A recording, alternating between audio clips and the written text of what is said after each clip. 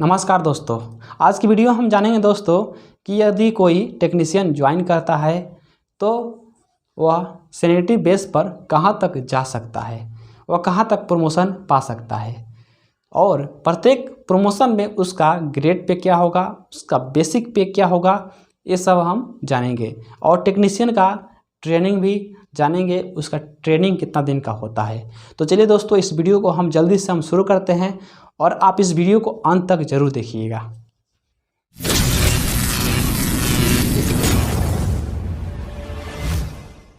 सबसे पहले हम जान लेते हैं रेलवे में टेक्नीशियन के लिए कम से कम जो क्वालिफिकेशन है क्या होनी चाहिए।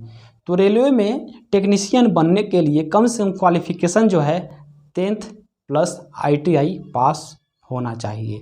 टेक्नीशियन ज्वाइन करने के बाद 6 महीना का ट्रेनिंग रहता है और उस 6 महीना का ट्रेनिंग में उसको टेक्नीशियन नहीं बोला जाता है, उसको ट्रेनी टेक्नीशियन कहा जाता है। क्योंकि वह ट्रेनिंग पीरियड में है इसलिए उसको ट्रेनी टेक्नीशियन कहा जाता है।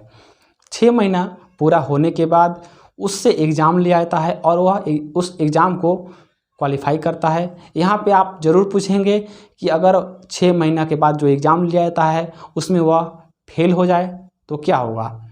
तो लगभग कोई फेल नहीं होता है, सब कोई पास हो जाता है।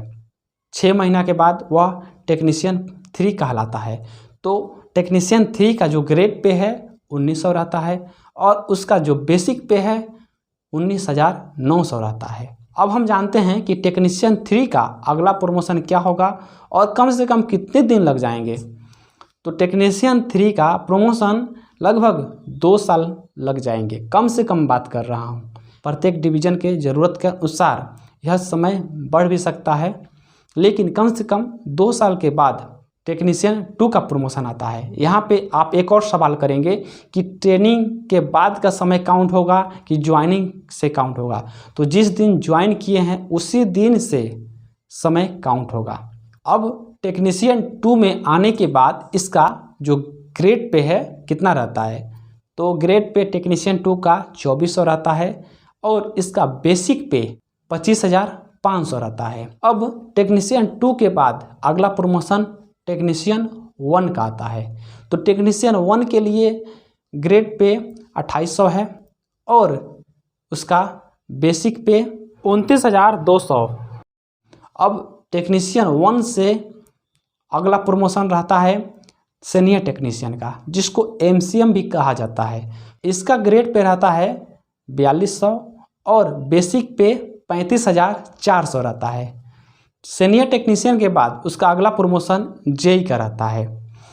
तो लेकिन बहुत कम ही लोग JEE बन पाते हैं, बहुत कम ही, क्योंकि सीट तो बहुत कम रहता है सैनिटरी बेस पर। ये हो गया दोस्तों टेक्नीशियन का सैनिटरी बेस पर प्रमोशन, यानी टेक्नीशियन JEE तक जा सकता है। इसके अलावा यदि जल्दी से फटाफट अगर वह प्रमोशन पाना चाहता है तो इसके लिए रेलवे में 2 तरह के एग्ज़ाम कराए जाते हैं। एक GDC general departmental competitive examination और दूसरा LDC। इन दोनों में से कोई भी परीक्षा अगर पास करता है तो वह जल्दी से वह प्रमोशन पा सकता है, जल्दी से वह अपर पोस्ट में जा सकता है। अगर जानकारी अच्छी लगी है तो वीडियो को लाइक ज़रूर कीजिएगा। धन्यवाद दोस्तों।